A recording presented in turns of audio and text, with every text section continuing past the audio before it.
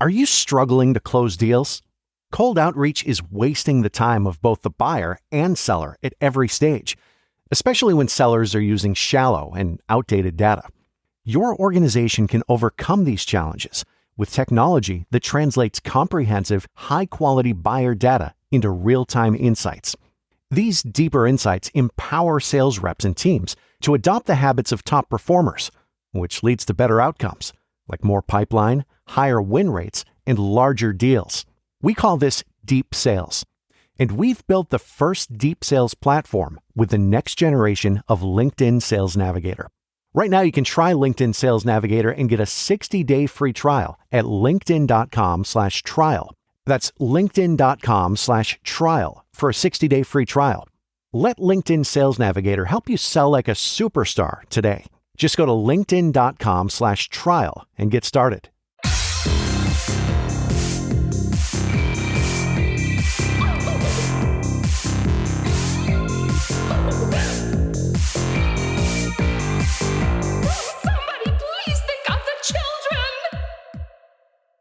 And welcome back to Scarred for Life, the podcast where we open up old wounds by looking back at the films that scared us as kids. I'm Terry. And I'm Mary Beth.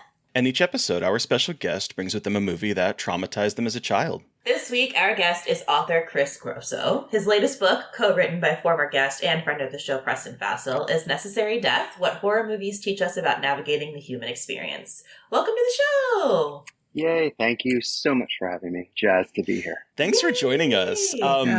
For our listeners who might not be aware, can you kind of tell us what the book's about and kind of why you both decided to write this? Yeah, sure. So it's my personal fifth book, and it was a passion project for sure. I write in the nonfiction field. Mental health is a very important topic to me, based on my own life struggles and experiences, and sadly losing a lot of friends along the way to various, whether it's addiction or suicide. And, so anyways, a part of my passion in life is just showing up and trying to help and meet people where they're at in any capacity that I can. And, I have loved horror for, as far back as I can remember. And aside from writing books, I've written for Fangoria and other websites and, my own website. And I would cover a lot of horror conventions and always love, meeting people and just chatting it up, whether it's one of the guests or just the amazing folks such as myself that go as fans. And a lot of those conversations, mental health would come up in one way or another. And it started to dawn on me, that here's this kind of niche audience that I think a lot of what I'd written about in the past and the things I'm passionate about would resonate with them if presented in a way that was, applicable to things that they're interested in. And so, it just kind of dawned on me. And that's how my mind works anyways. It's pretty usually out of the box and trying to approach things in a way that others often haven't. So that was the inspiration for Necessary Death was, finding ways to connect horror films and the horror genre with various mental health topics in a way that's fun, sincere, also tongue-in-cheek, and offering various practices and things that have helped me along the way that perhaps will help readers, whether it's basic breath, mindfulness instructions or meditation things or some fun little practices too. But once I started working on that, I had been reading Preston Fassel, who you mentioned has been on the show, and I love his work. And I had him on my podcast, and I was just so taken with his intelligence and the way, his reverence for the horror genre. And, his knowledge far exceeds mine. I love horror, but he is a scholar of horror. And I knew, wow, if I really want to do this project right, I need this guy on board. And so we talked about it after the podcast, and he was really fascinated by the idea. So I sent him over some info and some samples that I'd been doing. And I think of a couple of the articles I'd written for Fangoria, which actually were very much what the book would become, exploring. I think one of them was Texas Chainsaw Massacre and exploring the various masks we wear as humans. And it's a little fun, but also like taking an honest look at what it means to be human. And, Preston also has, I hope I get this right, but I believe it's a degree in psychology or something of that nature, So aside from being a great writer, super smart. So yeah, that's a bit of the inspiration for the book, and I've heard from a lot of really incredible people who've read it that it has been beneficial, and at the end of the day, that's all that matters. You know, that for me, whatever I put out into the world, whether it's a book or a song I write or this conversation, whatever it is, it helps somebody in some way, and of course have some fun along the way too. Hell yeah.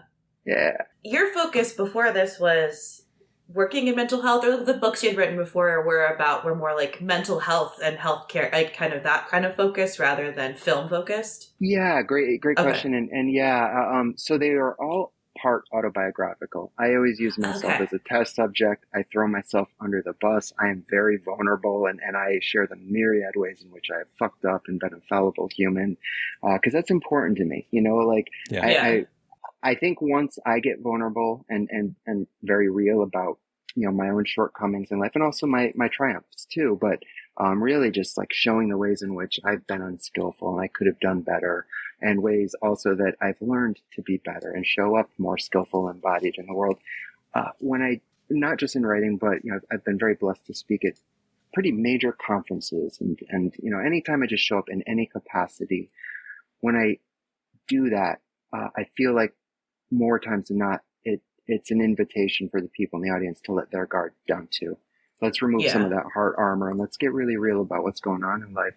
And so those books prior to this one, like I said, part autobiographical, but also an exploration of the ways in which I have found healing in my life, while also bringing in my passions like punk rock and hardcore and underground hip hop and skateboarding. And again, trying to make these things accessible to people that might be interested, but they don't want to read your typical like recovery or spirituality or, you know, books of that nature. So, yeah. Cool.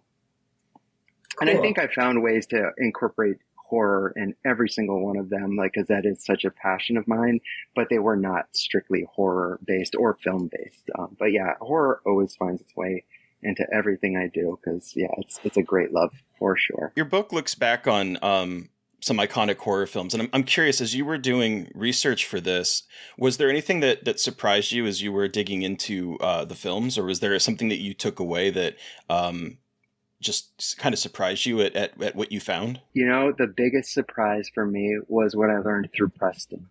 The way we approached this was Preston would take the first part of the chapter called Oh, the Horror, and then the second part was Oh, the Humanity. So Oh, the Horror was a bit film synopsis, but also, you know, the psychological aspect, whereas the Oh, the Horror I would pick up, I'd make it, they were both very personal, but mine would be a little more, that kind of practical application. And I would include a various practice or something at the end of the chapter after my part. But, you know, these are films I've seen so many times. And I'll tell you, after reading and learning about the film through Preston's eyes, his lens, it was a new experience for me. And, we'd become very friendly over this process, but I really grow to, like, I can say I love that human being, you know, really. He is such a gem of a human being. And during that time, I actually ended up relapsing and I went from alcohol. Yeah. You know, I ended up going to California and I was in treatment out there. And I remember we were going through the editorial rounds, and my publisher was very kind and we had to push back the date. I snuck my laptop into treatment. You're not supposed to have electronics, but I snuck it in knowing that they're not going to keep pushing these deadlines back. And we worked it out.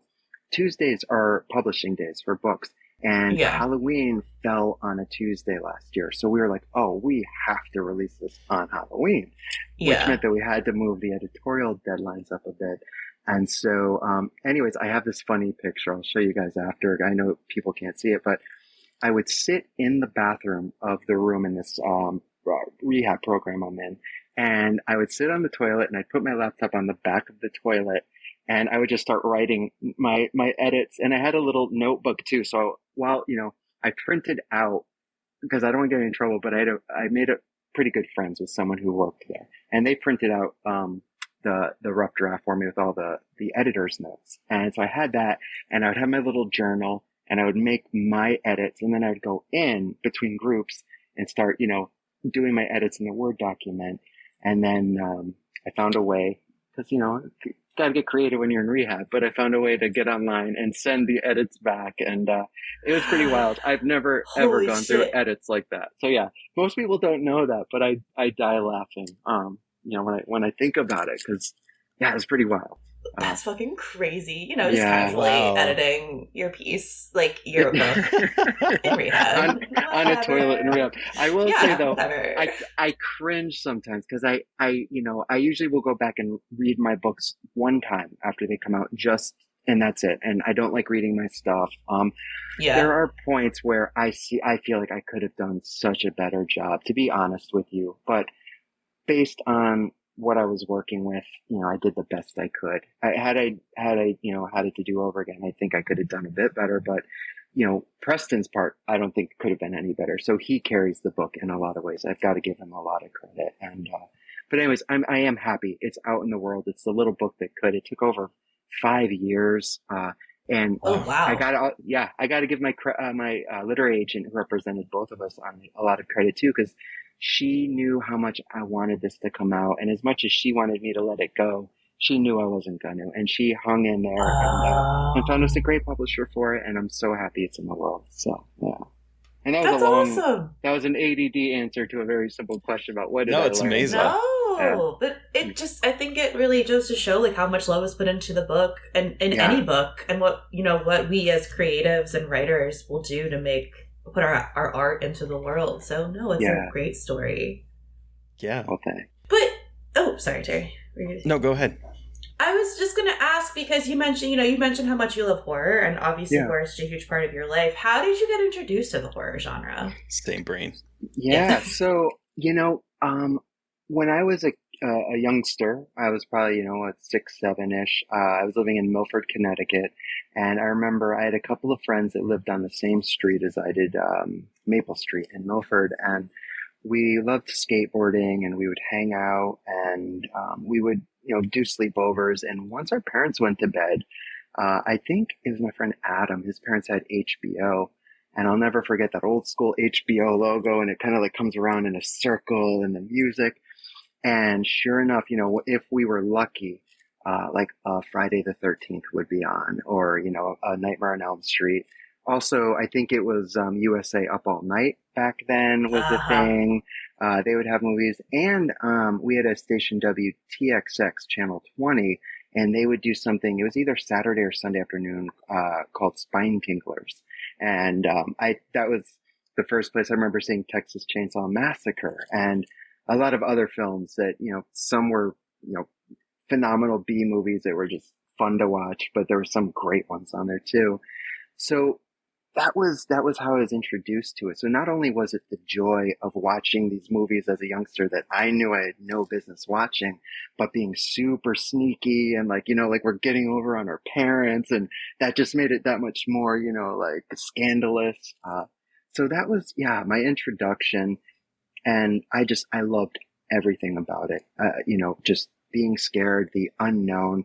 I've ever since then had a real penchant for death and an interest in death and the unknown, and not in a necessarily morbid way, but just, I don't know, that certainly sparked it for me. And I was thinking about it, out of my 5 books, 2 of them have the word, one's dead and one's death. And I'm like, look at that. And these are mental health books, rad. But yeah, I don't know. It's just, I follow my passions. And, but yeah, so that was kind of my introduction. And Halloween has always been my favorite holiday.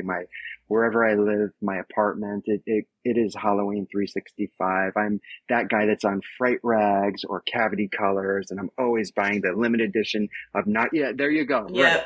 The toys, it's just, I have so much stuff. It's when I was actually in rehab, my poor parents had to didn't have to, but they were kind enough to pack my apartment for me because I wasn't in Connecticut to do it. I'm out in California.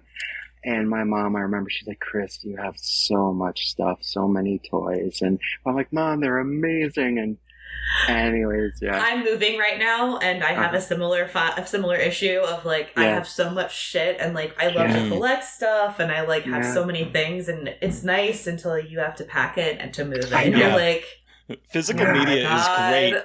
until you have to move, I and then you're know. like, shit.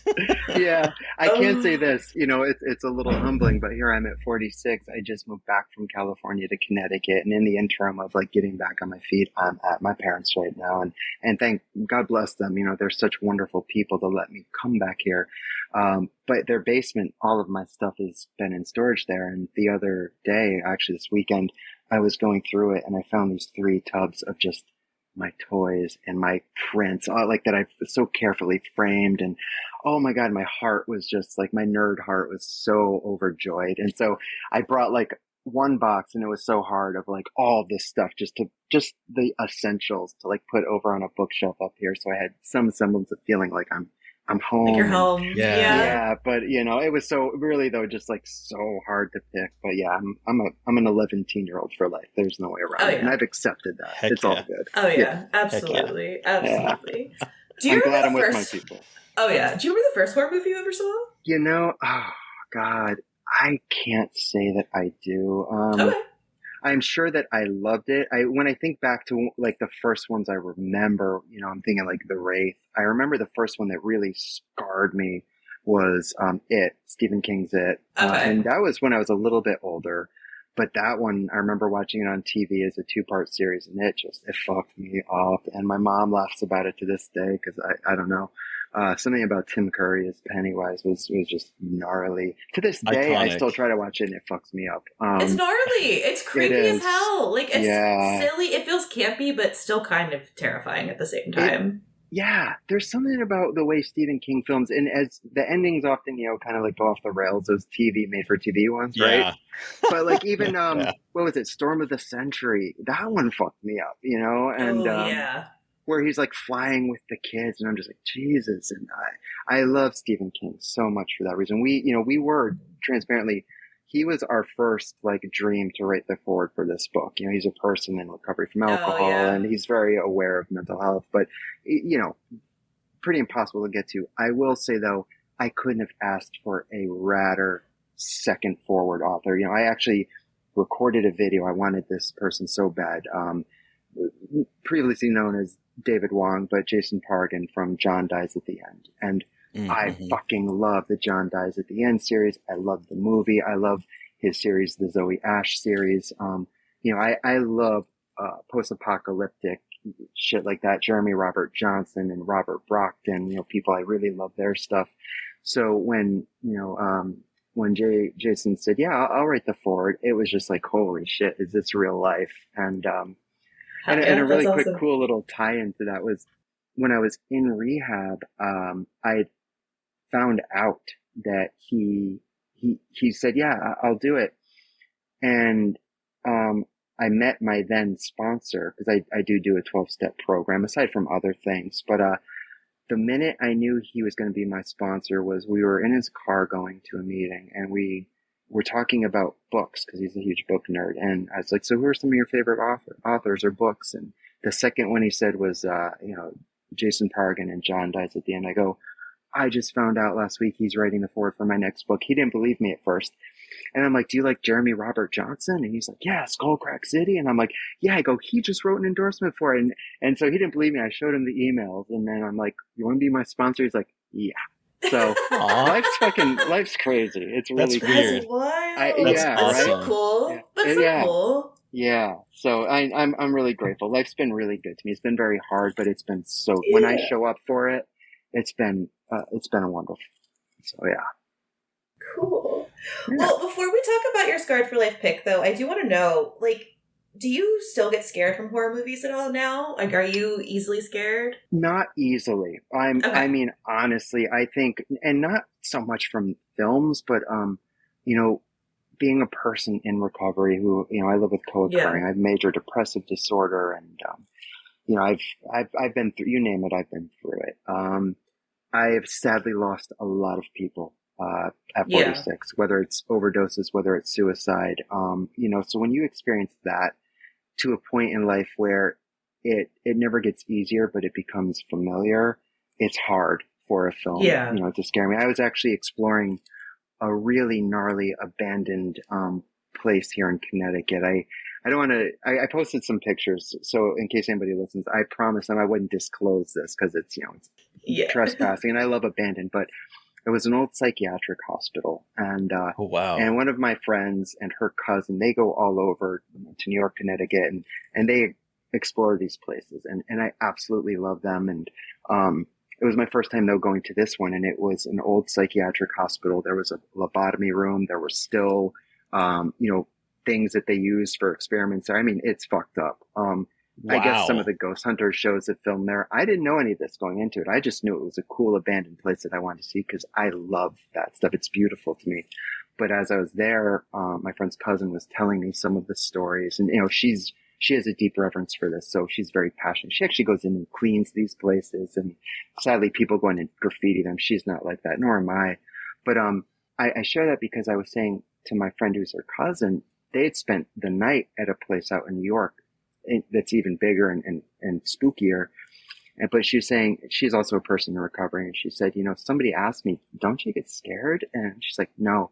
When you've been through what I've been through in life, this isn't shit. Like whatever could happen to me here pales in comparison." That said, I don't know, because I mean, there were some things that happened while I was there. I'm a skeptical person. I don't just say shit, but there were some times there was a little bit of ringing in both of my ears, and I was like, okay, there's no electricity. Also, I have a newer iPhone. It's not even 6 months old. The battery on it lasts, like a day. It's solid. I looked down after being there for 2 hours. It was at 46%. And when we left, it had been off the charger for 3 hours. It was 100%. I literally just took it off. This thing has an incredible battery. I know enough from watching some ghost hunter shows and stuff. I'm like, that's not a coincidence. So anyways, some pretty cool shit happened. But so to go full circle back to your question, really the last horror movie I think I remember actually being some semblance of scared at was, I think it was called Boogeyman, like one of the more recent ones that was Okay. in the theater. Oh, And yeah. yeah, so I went with my sponsor I was just talking about, and it was PG-13. I expected nothing. We're just like, he had free passes, like, fuck it, let's go. I thought it was really good. I got tense. Like, there were parts where I jumped a little bit, and I don't know, I was like, now that's a creepy film. I thought they did really good with that. But a lot of the major ones, it's not that I don't like them. I have fun with them. Yeah. I don't really get scared. Can I ask you guys, you've probably talked about, but just, I would love to know, how about you? Are there any recent ones that have actually frightened you a bit? I mean, Talk to Me scared me while watching it. Okay. I like that one.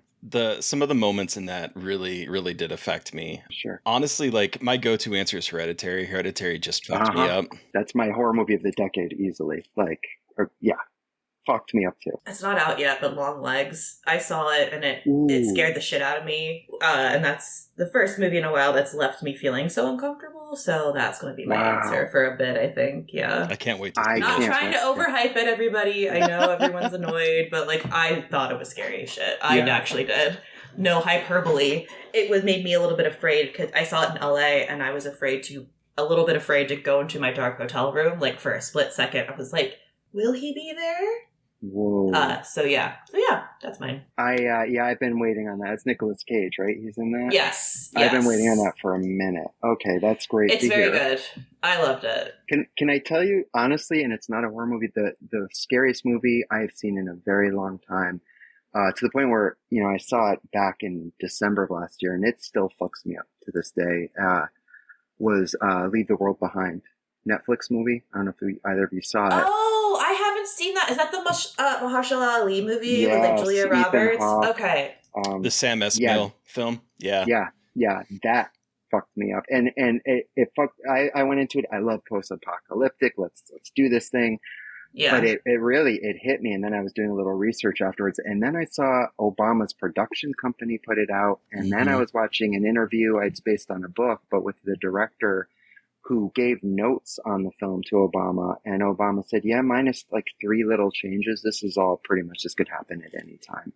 And when I heard that, I'm like, Jesus Christ, and not to get political, but the way the world is right now and how it's just on fire all around us, I still think about that. That was jarring to me. That was a horrific film. So yeah, I that haven't one was watched that scary. one yet. I've heard Yeah, that I mean, though. I really I liked tell it. people, yeah.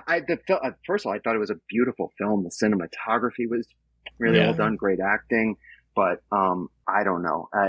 If it is plausible, that's some scary shit. So that's what scares me today. It's more like what I see going on in our world, not so much films. But Yeah. I digress. Well, okay, Chris, we've talked about your book, your horror history, but what film did you bring with you today for us to discuss? So, this was tough because, Mary Beth, I know you and I went back and forth on some emails, and you've had so many wonderful guests and films already covered. So I want to be clear, this is in no means like a favorite of mine or, something I probably would have chosen, 100 movies before this one. But I wanted to go with something fun. That said, it didn't necessarily scar me, but it was just, you guys hadn't covered it. And it's like, let's have a little bit of fun. Student bodies. Hell yeah. Yeah, it's something that, as much as I love to be scared, I also love, having some fun with horror. And, this is the OG, the original horror spoof movie, before Scary Movie. I don't think there was anything done before this one. So I remember... let me just read a super brief synopsis. Sorry, really quick. No, thank you. So if you guys remember, we've talked about this in Little Cuts before briefly, but we are doing a full episode on it. And in this film, a serial killer with signature heavy breathing proceeds to systematically kill the students and teachers of Lamab High School. Okay, so you started talking about it, but take us back, Chris. How old were you when you saw this? What about it kind of has left an impression on you? Because you said it wasn't a scarred for life moment, but what about it gave you left an impression? I think it was the first time I realized horror could be fun and funny. Okay. Maybe not fun. That might not be the right word, because I would always have fun and I would enjoy these movies. But, I'd walk away as a youngster like, oh, that was creepy, or, like super scary. But I remember like this shit was funny to me and my friends. I remember we were laughing. As far as age, I was trying to place it. I might also be going a little bit over kiddo here. We might be like preteen at this point. But I was young. I was young for sure. Something even as a youngster, I haven't watched this film in many years. So I went the other night and I rented it on Amazon and watched it. Holy shit. Yeah, I shouldn't have been watching that at that age. And boy, watching that film today in the culture we're in, there is so much that is not okay, like today versus back then. But I still fucking laughed. I did. I'll say about halfway through, I feel like it starts to wear its welcome a little bit. And it sure like, does. Right. Yeah. But I still laugh, dude. The breather is funny. I'm probably jumping ahead, but, it's funny. It's funny. So yeah, I'm happy to talk about any specifics if you have any questions Yeah, so was there, what scenes, I guess, you kind of were getting to the breather, scenes in particular that really stood out to you that when you watched it again, you were like, this is just as funny as when I was a kid? So right off the bat, it starts out with Friday the 13th and then fade to black and then Halloween, fade to black, and then Jamie Lee, Curtis's birthday. And I'm like, oh yeah, I chuckled a little bit. But okay, the best part is it's Halloween and then it's a turkey gobble. Yeah. And it's just yes. It's just right off the bat. I forgot. It was just immediately. And it's nonstop. That's the other thing I forgot. Yeah, so exactly. It's like everything. The phone picks up, you hear the breather. Like the dog, what is it? It's peeing and it farts or something. And at first it sounds like a cat, and you look out there and it's a dog, and then it farts, and yeah. When the parents come home and the mom's freaking out about everything, but then she finds the dead kid. 75 cents. Yeah, 75 cents. And then she's paying the parents at the funeral, 65 cents too. She even cuts it. Like that was one of my favorite moments on this rewatch, is the fact that she's like, 75 cents? Actually, it's 65. We're gonna undercut them. Let's ignore the fact that they just lost their kid. We're gonna undercut them. so much about the breather. I know some people might say that he gets annoying. I love that. Like there were I one think it's scene, one of hilarious. the quotable quotes between me and my friends. I mean, there were so many, but I'm gonna kill the kid with the gum. Like what the shit. Like I don't know. And then he's killing people with eggplants and paper clips and then another one, the scene with the teacher talking during Horsehead Bookends. The way he just looks like so mortified. The way So we he's would so always, erotically like obsessed with the horsehead yes, bookends just kills yes. Yep. me. And you better believe, as I went into high school and I had wood shop class, all we would do is make horsehead bookends. Like that was all. And our teacher would get so mad at us, like, no, you've got to lay the copper. We're like, yeah, sure, we'll do that. And we wasn't looking. We're over there making more horsehead bookends. That's So so fucking funny. stupid. Oh Oh, we my were god. such idiots.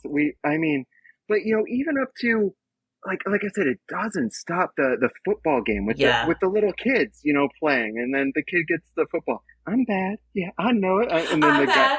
I'm yeah, bad. and everything makes me hot. Garbage makes me hot. Like I don't know. It's one thing after another, and I love that it was that kind of old airplane style humor. Mhm. Very just Yeah. I thought it was really funny and well done, but yeah, like Terry, like you're saying, so quickly once around, I looked because it started, digressing, and I'm like, all right, how much time do we have left? And there were still like 30 minutes. Like, oh boy, and that's not to say there weren't some scenes that were still funny, but the first half hour, I was all in on it. I'm like, this is fucking great. Like, I still really like this. And then, yeah, we got about halfway, and I'm like, okay, okay. The ending was still fun. You know what? It just went into left field, and it was a dream scenario, and then they have the nod to was it Carrie, and yeah, I don't know. But how about you guys? What were some of your joys in that? Well, I love the opening. I think the opening Mhm. is great. And every single time I watch this movie, I forget that I've seen this movie. Like it's Yeah, weird. Like it's just I know that I've seen it, but I remember nothing about it except the yeah, opening sequence. I love what I love is that this came out in 1981. And yes, so the American slasher really had not hit its heyday. Yes, we had some in the 70s. Yes, Yeah. there were more than people realized that were in the 70s, but in terms of nailing like the tone of what a slasher is, particularly with the idea of puritanicalness, that if kids having sex are going to get murdered, like all of that is established in here. And it surprises me because this is again 1981 when this comes out, and yeah. it's yes, it's Yeah. riffing on some of the big ones, Halloween, maybe When a Stranger Calls slash Black Mm, Christmas, but like there's that aspect of it, but it like knows the formula to a yeah, point that it's always surprising to me because of when it was released. But this opening sequence I find to be absolutely hysterical. It's like this is like what Scary Movie kind of wishes it could be with this opening. I'm Yeah. going to say right. this Yeah. opening. The rest of the movie kind of does fall apart a bit. But my favorite moment from this opening is when I think it's Charlie and he's like, "Julie, you're not responding to my maleness." Yeah. That that line just like kills me. It Yes, It kills was yes. me. I was watching this and my husband was getting ready to leave to go to the gym and he goes, "What is this?" And I go, "Student Bodies." And he goes, and he's watching it and then it says Jamie Lee Curtis's birthday. He's like, "Oh, this is a parody, right?" I'm like, "This is essentially Scary Movie before Scary Movie." And he goes, Right. "Oh," Yeah. and was giggling at some of the references. Because again, like what we're all saying, the opening is such a good slasher parody. The rest of it, it tries, but I think it's so hard. For the being one of the first of its kind, understanding how to carry out like the horror movie tropes all the way through. I think because the slasher wasn't really a thing yet, it had only so much juice to Yes. keep it going. But like, regardless of that, I had forgotten we had talked about this, and I bought it on Blu-ray, but it's called Night School on Blu-ray. What? So it's Okay. called Night School in some places, but Student Bodies in others. So I was like, oh fuck, I do remember watching this movie. And I thought it was hysterical to the point that I bought it on Blu-ray when we watched it last. So, Wow. See, I weird. didn't know. It's like the old Gleaming the Cube, a Brothers Justice thing. That's an old skateboarding movie with Christian Slater, one of my Mm. childhood favorites. And then came to Oh. TV, and they decided a Brothers Justice is like more, of a selling title. But I didn't know that about Night School. I still have the VHS. I was trying to find it in the basement. Oh, cool. Somewhere, Student Bodies VHS. Yeah, but I couldn't find it for this episode. I was actually going to watch it because I still have my VCR and I still have a lot of old horror gems on VHS. But that's cool. I didn't know that about Night School. Am The I thing wrong? I actually might be wrong. No, my ass is wrong. I couldn't find that title, Mary Beth. I was like, that's weird. Why did I think they were the same movie? I don't know what's happening. Ignore me. I'm wrong. Oh, you blew my mind, and now it's... I blew my own mind, apparently. This is what happens when you move and just are looking through all your old Blu-rays. I'm like, yeah, this is definitely the same thing. No, Same it's thing, not. right. Well, now I want to know what Night School is, so, okay. Yeah, no, very wrong. Sorry, guys. Sorry. I think it's great, too. No worries. Nobody in this went on to do anything else, except the breather. I was doing a little research. The breather is actually credited by a different name, but it's Richard Belzer, who is, he's always on those, was it Law and Order shows or something like that? Oh, or yeah. that guy. But he's credited Richard something else. Other than that, nobody did shit. And I think that's great. It's just, we made this movie and that was that. And, we went on with our lives. I love that. So I always find it funny because so when I'm watching the credits and one of the producers is credited as Alan Smithy, so I'm like, what is going on here? Because Alan Smithy, for those that don't know, is typically a name when someone doesn't want to be associated with a movie, they will credit it to Alan Smithy. And I'm like, usually you'll see that like with a screenwriter or something, or like a director. But I was like, this is a producer who is producing it and getting money to make this and doesn't want his name associated with it. I think it actually had something to do with there was a strike going on at the time. And so they used a lot of non-union for what was happening. And so I think the producer, again, because he was accredited WGA producer, used Alan Smithy. But still, it's just, that cracks me up that the very first producer, Alan Smithy, I was like, oh boy. Speaks volumes. Yeah. Sure does. Yeah. So glad I watched it again. But yeah, it was fun. It was fun. It sounds like, Terry, at least from you, even after that first scene, you were all set. If I'm kind of reading you right, but it still did carry me into at least 20 minutes. Like, it was probably the midpoint where it's like, okay, I'm kind of getting over this, because it at that point it started to feel kind of one note and the jokes weren't as funny. But I do think the first half of this movie is still really funny, and there's some really great visual gags. There's some really great lines. Like I'm one of the things that actually kind of made me go, oof, with like, that feels a bit of this time, is when there's like, I think it's the shop teacher, and we have the student from Africa who was by here, and so he shows up the last day, and the shop teacher says, now that the right people have taken over this country, you're going to see a lot of court orders. And I was like, given the news and given what's going on right now, I was like, well, fuck. Yeah. Yes, sir. And I agree. And there were a few of those moments, for me, but that one I think was the hardest hitting one. I was just like, oh gosh, like, I don't remember that as a kid. I was probably oblivious to it at that time, but when I saw the same thing, I was just like, oh no. Even when she was in with the it was a school psychiatrist or something, and he's like, call me daddy, and I was like, but I still laughed at that scene, because when he picked up the phone, the breather was on it, and then he like slams himself into the wall, and it's just like, this is happening now. And I was like, but then like that character's also so wild, because then later he's just like in the bathroom with his suit on backwards, dancing in front of the mirror, and I'm just like, oh, so he's, because in that scene with her, he also is getting hot and bothered by her describing sex. So like, there's just so many weird moments like that just were so out of left field that you're like, this is all right, cool. And I'd be remiss if we didn't also mention Malvert. Like Malvert P. Red. Malvert's, I was looking him up. I guess he's known as the Stick. The Stick, and I think, yes. Yeah, I was like, so what else? And I believe, if I could be wrong, but he did some comedy special, or he appeared on a comedy show, and and that was it. And Yeah. it's like, wow, but he was great in that movie too, especially as when I'm a kid. He's this gangly weirdo, and Melvert P. Red, and So it's like, bendable, like just yeah, yeah. yeah, He's a joy of a like physical comedy. Like I loved the yeah, moment when at the very end when he's helping her out and like he reaches under his legs to give her something. I was like, wow, this guy is like very bendy. It just yeah, great physical gag. yeah. Also, Yeah. another thing that just came on, another little one, like, did you just hang up on me? No, I said click. And then like the woman does it back to him and thinks she's the shit. And it's like, there were some great lines in this movie. I mean, and again, for 1981, like, yeah, I'm glad I watched I love when the two teens are fucking in the bowl at the parade, and it. he says, "The floor may be hard, but I'm soft." A great line.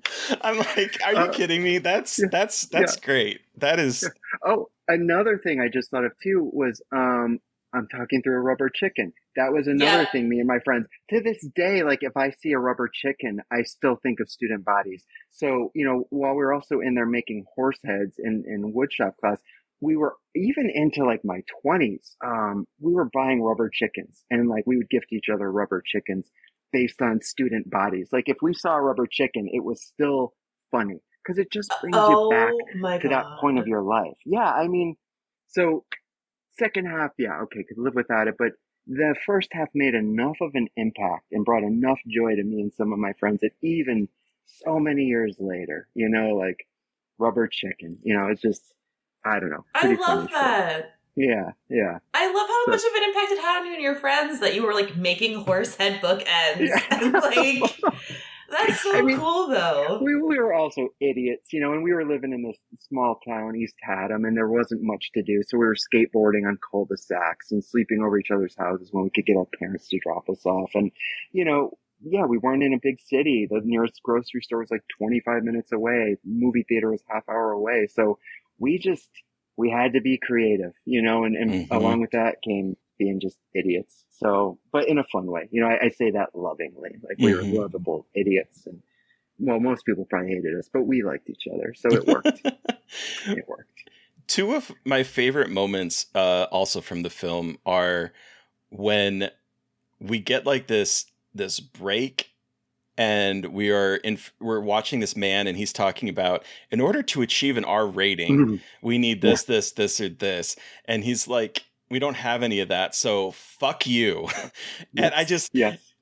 I love that because again this was pre PG-13, and so it was either PG or Right. R, and I'm like, Mm-hmm. that's how you do it. You throw a fuck Yeah. you in there. Do I kind of Yeah. wish that they had amped up the gore a little bit and like leaned into the R rating since they were going to go Yeah. for an R rating? Yeah. Absolutely. But that moment just, I don't know. Every single time I watch this, I think I've seen this now 3 times, and every single Yeah. time that moment always cracks me up.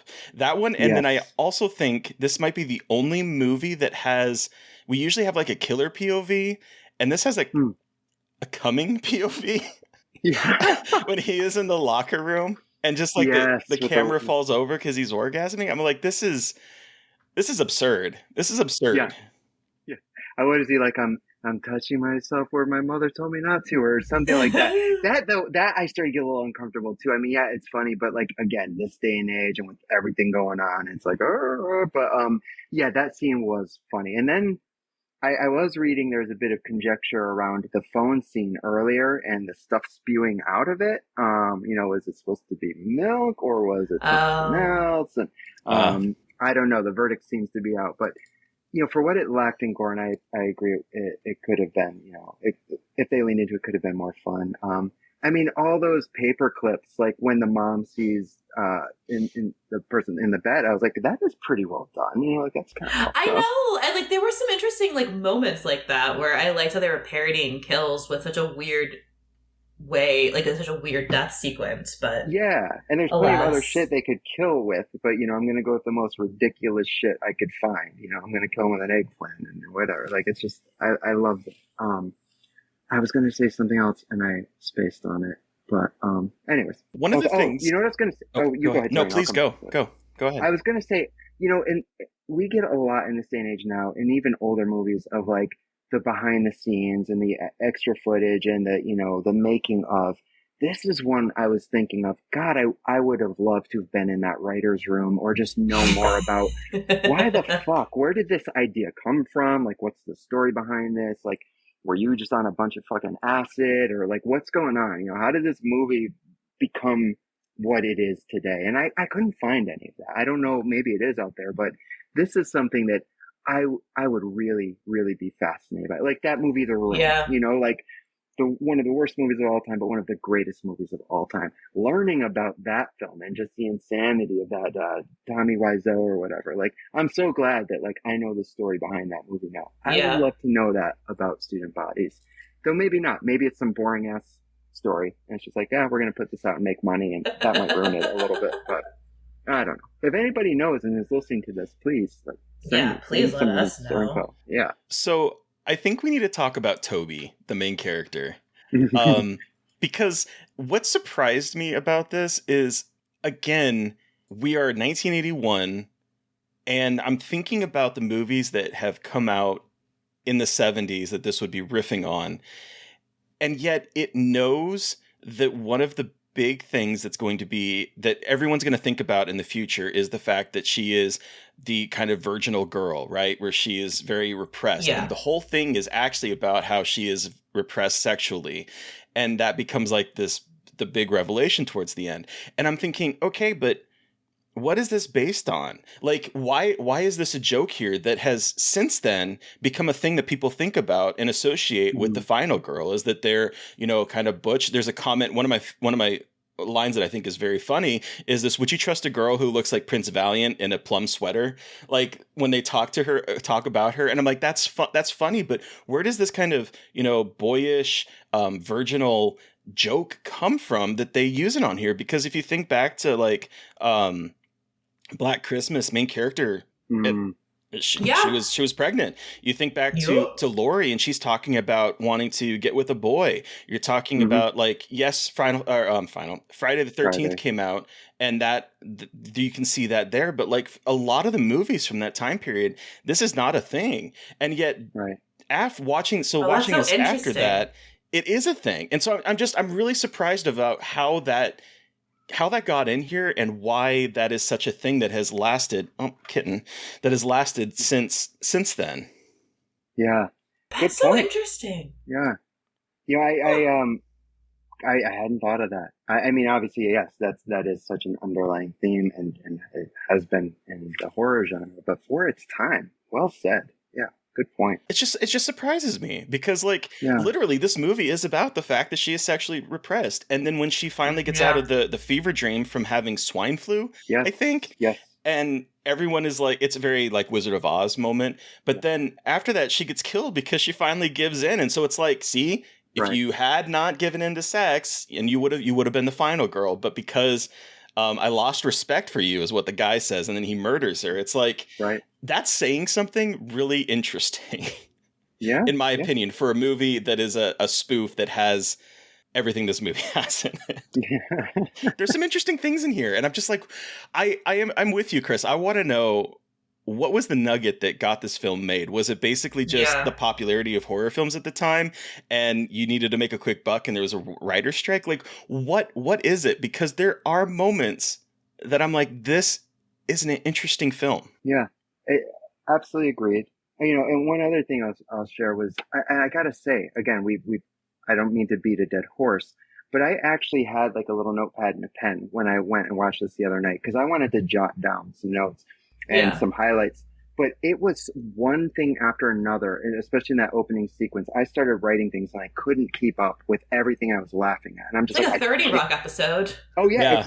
There you go. Right. It was like banger after banger. I'm like, I put the pen and paper down. I'm like, I can't. And otherwise I'm going to have to keep pausing this. And hour and 25 minute film is going to be like a 3-hour movie, and I don't have 3 hours. So I was like, fuck it. We'll riff on it. But, that to me speaks volumes, what I can't name a lot of movies that right out of the gate, if I was going to sit down and write some highlights, at least humor wise, I would do that with. Like, again, maybe part of it is the nostalgia that I carry with me as a kid, and I own that, but still as a 46-year-old man boy, like that shit was killing me. It I mean, really still was. I don't have any nostalgia for this, and Yeah. most the opening, I would say 20 minutes of me taking notes was just lines.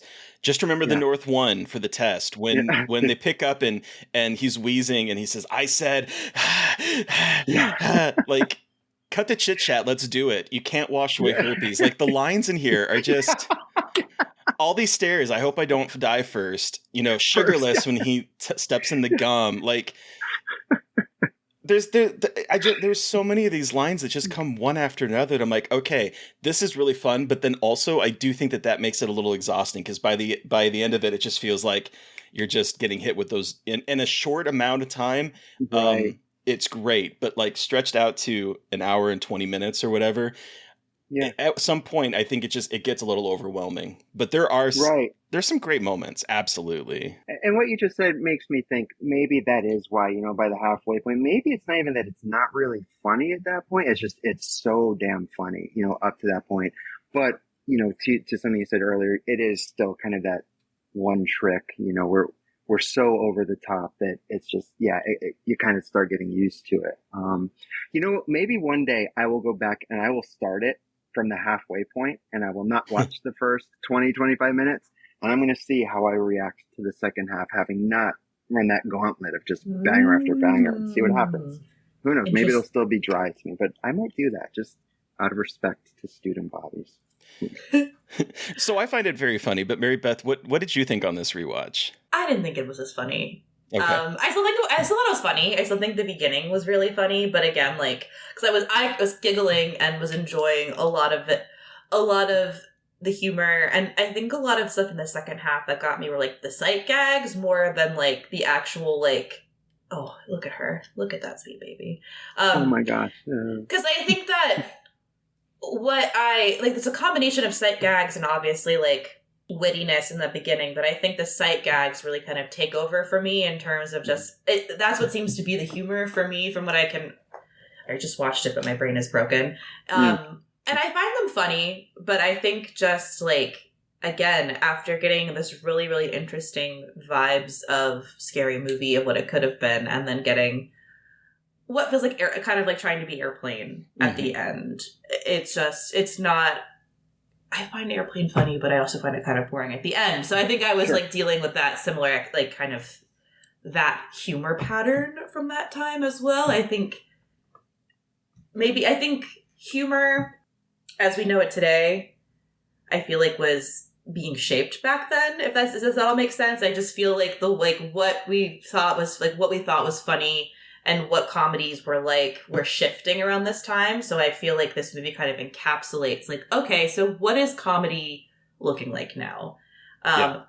Jesus Christ, she's so fucking cute. It's kind of freaking me out. But it is really interesting to see how I think this does kind of capture the shifting comedy landscape of that time period. Because it just makes me think of like all the other comedies obviously like the Mel Brooks comedies are not even remotely the same, but still that's this style of comedy in terms of like banger after banger after banger, sight gag after sight gag after sight gag with like kind of a story behind it was really growing in this time period. So I was thinking a lot about just like the history of, I don't know as much about comedy, like the history of comedy, but yeah, that's what I have.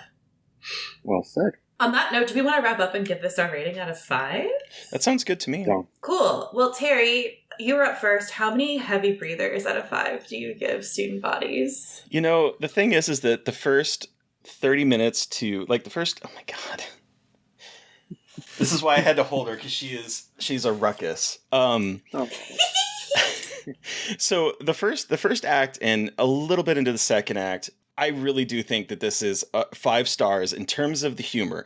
I love the absurdist feel of this first half. I love some of the lines. Like I said, I was reduced to a laughing fit when Charlie is like, "Julie, you're not responding to my maleness." Like that line, just for me, I don't know.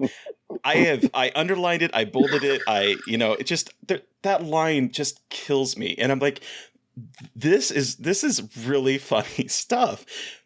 And I think the other thing is that I do love these kind of movies, that this is sort of like, and maybe it's because I kind of grew up watching like Mel Brooks and watching Airplane and watching that kind of parody film. So like I have a better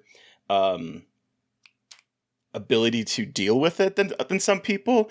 Because I mean, even into like the early 2000s, like the number of scary movie, epic movie, all those type of parody from that time period that were terrible, I still watched because there's something about it that brings me back to being a child. So initial part 5, the last half I was sitting there and I was like, boy, so overall it's a 3 for me. But that beginning part is really good. What about you, Mary Beth? I think I'm gonna do 3. I'm gonna do 3. I was waffling between a 2.5 and a 3.